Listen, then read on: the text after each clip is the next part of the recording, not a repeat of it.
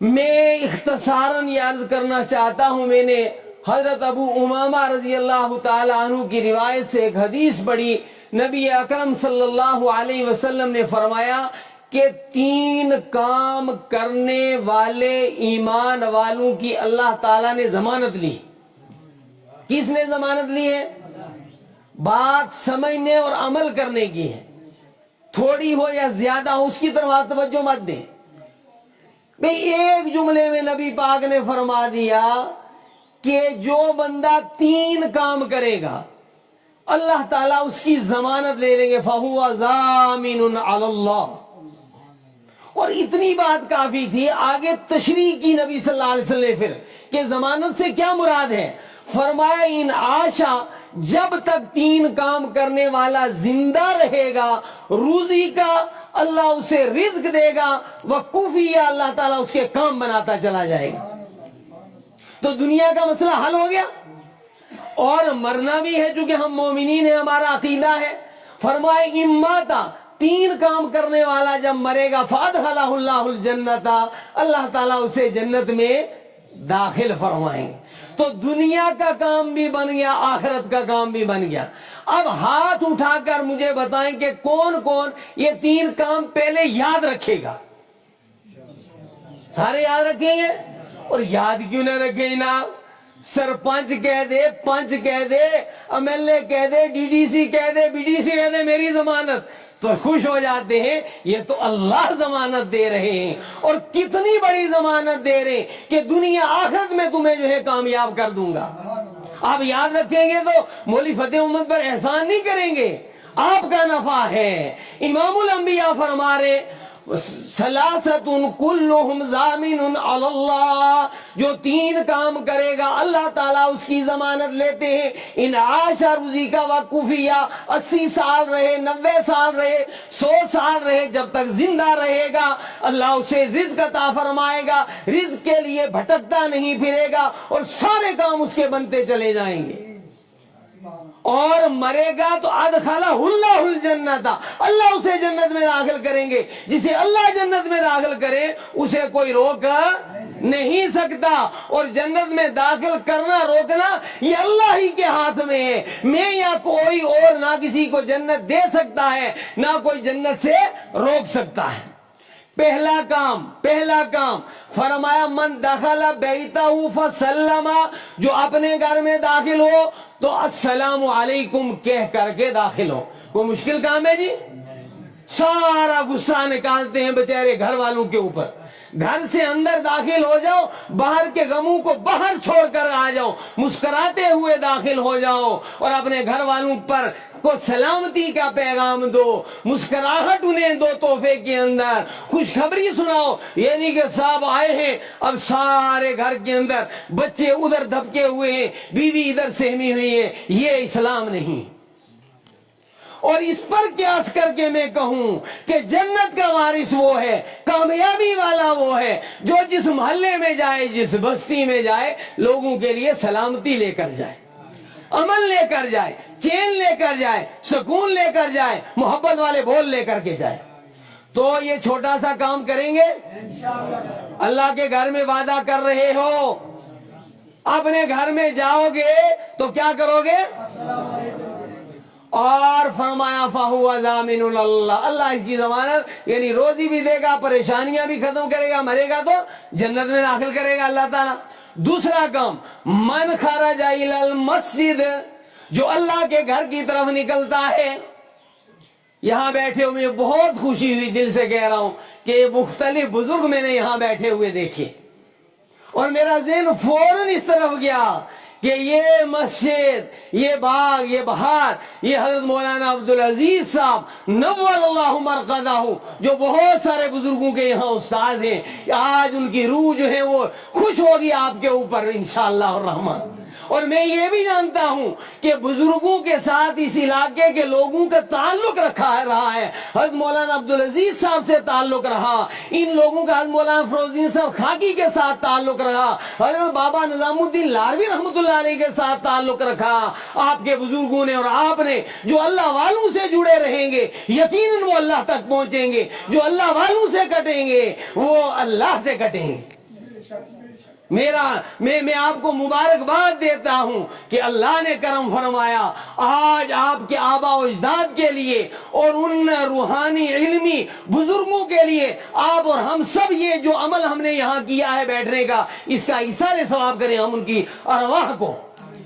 اور اللہ رب العالمین ہمیں اللہ کے احکامات نبی صلی اللہ علیہ وسلم کے طریقوں پر چلنے والا بنا دے. اور یہی نہیں آج ہم ان بزرگوں کو یاد کر رہے ہیں جن بزرگوں نے یہ کام کیا ہے. ایک وقت ہوگا آپ کو لوگ اسی طرح یاد کریں گے انشاءاللہ.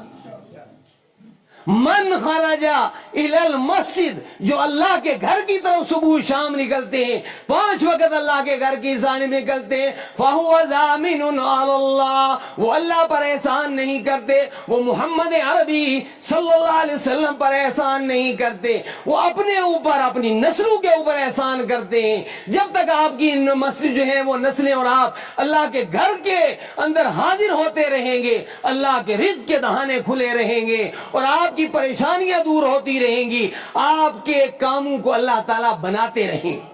رسول اکرم صلی اللہ علیہ وسلم کی حیات طیبہ اور آپ سے وابستگی کا ہر لمحہ قابل توجہ ہے, قابل ستائش ہے, قابل حمد و ثنا ہے. آپ کی ولادت ہو, آپ کی جوانی ہو, آپ کی مکی زندگی ہو, آپ کی مدنی زندگی ہو, آپ کا آخری دور ہو, وہ خلوت ہو, جلوت ہو, دن ہو, رات ہو, سب چیزوں کا قرآن نے تذکرہ کیا ہے. لیکن رحمت دو عالم صلی اللہ علیہ وسلم کی سیرت منورہ مطہرہ مبارکہ مشرفہ معظمہ کا عظیم موڑ وہ ہے جب آپ صلی اللہ علیہ وسلم نے مکہ مکرمہ سے مدینہ منورہ ہجرت فرمائی.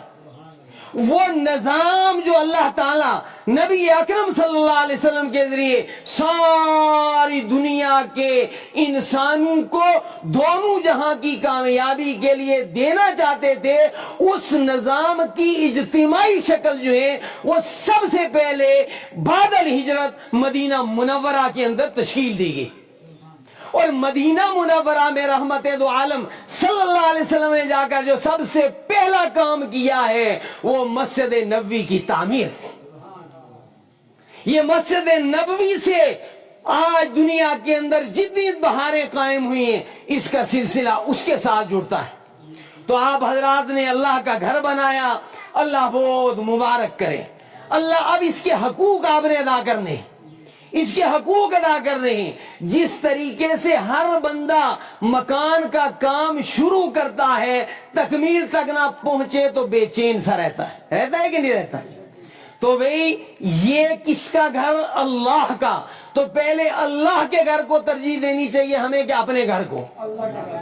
دیکھیے یہ حصہ جو ہے یہاں الحمدللہ باتیں ہوتی رہیں گی, وقت نماز وقت پر ہونی چاہیے, یہ بھی نبی صلی اللہ علیہ وسلم کی سیرت ہے, ٹھیک ہے کہ نہیں؟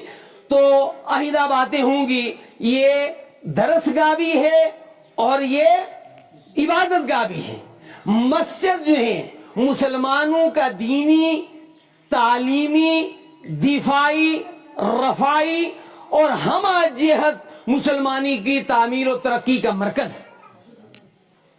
مسجد کے ساتھ مدرسہ یہ لازم و ملزوم ہے. اصل مسجد جو ہے جس میں 5 وقت نماز ہوا کرے گی وہ اس کے اوپر والی چھت میں ہوا کرے گی. یہ جو ہے وہ درسگاہ رہے گی. یہاں دین سیکھیں گے, یہاں عبادت سیکھیں گے, وہاں عبادت کا فریضہ انجام دیں گے. تو آپ سارے حضرات سے میری مؤدبانہ درخواست ہے کہ دینی حمیت کے ساتھ جو میرے بھائیوں آدمی نے کھا لیا پہن لیا وہ ختم. جو اللہ کے راستے میں دیا وہ قبر میں کام آئے گا, حشر میں کام آئے گا. تو جس طریقے سے آپ نے دینی حمیت کے ساتھ اس کو تعمیر مسجد کو اس مرحلے تک پہنچایا، اسی دینی حمیت کے ساتھ ہمت کر کے آپ نے اس کام کو آگے بھی بڑھانا ہے۔ اللہ تبارک و تعالی اس ذکر ولادت مصطفیٰ کے عمل کو اپنی بارگاہ میں قبول فرمائے، اور اسی طریقے سے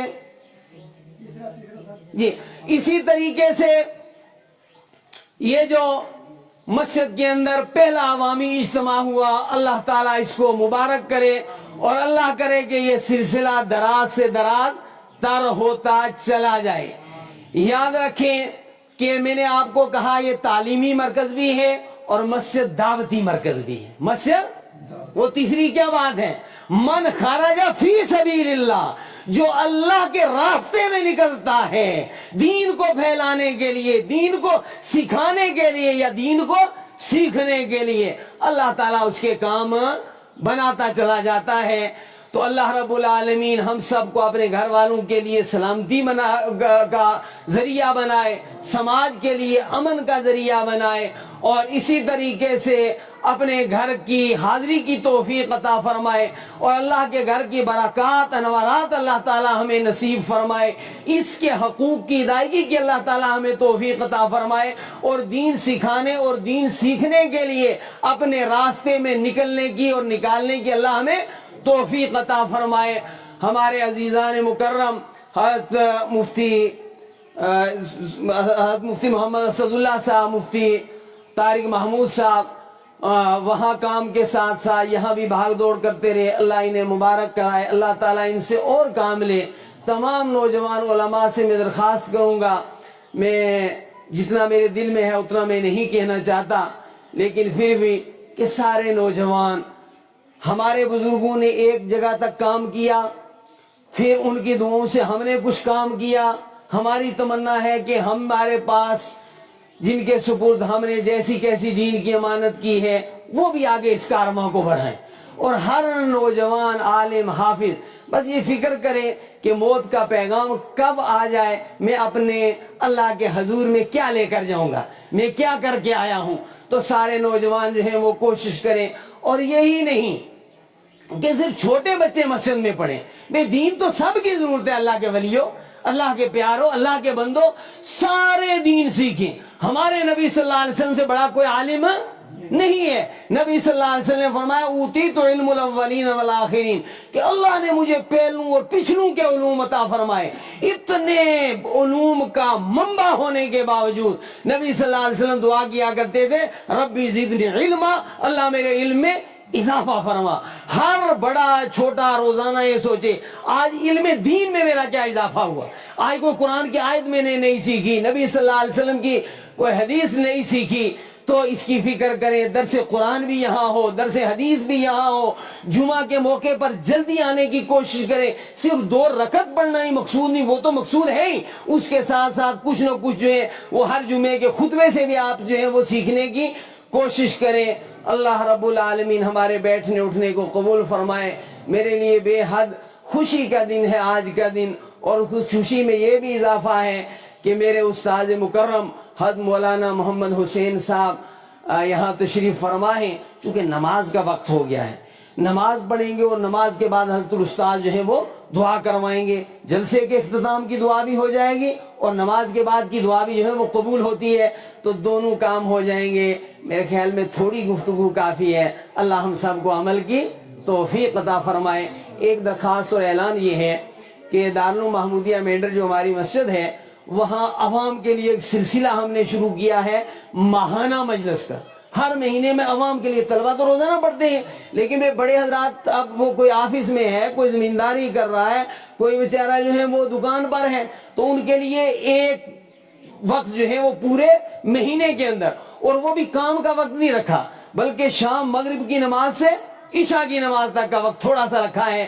تو ہر انگریزی مہینے کا جو آخری بار ہوتا ہے سنیچر، اس کو مغرب سے عشاء تک یہ چھوٹی سی مجلس ہوتی ہے۔ اس مہینے بھی 29 تاریخ کو مغرب سے عشاء تک مجلس ہے، اس مجلس میں بھی تشریف لائیں، اور ہر مجلس کے اندر آنے کی کوشش کریں، اپنے نوجوان بچے بچیوں کو لائیں۔ آج وقت نہیں ہے کس طریقے سے ہمارے بچے بچیاں گھر سے باہر نکلتے ہیں، بلکہ گھر کے اندر بھی ان کو بربادی کی طرف چیزیں بلا رہی ہیں. یہ موبائل ہے بربادی کی طرف بلا رہا ہے، باہر نکلتے ہیں تو بربادی کی طرف جو ہے وہ چیزیں ان کو بلاتی ہیں. ایسے وقت کے اندر ان کو اصلاحی مجالس کا، جمعہ جماعت کا ماحول دینا ہمارے اوپر فرض ہے. تو 29 تاریخ کو آنے والے سنیچر کو مغرب سے عشاء تک یہ مجلس ہوگی. سارے حضرات تشریف لانے کی کوشش کریں. اللہ حافظ.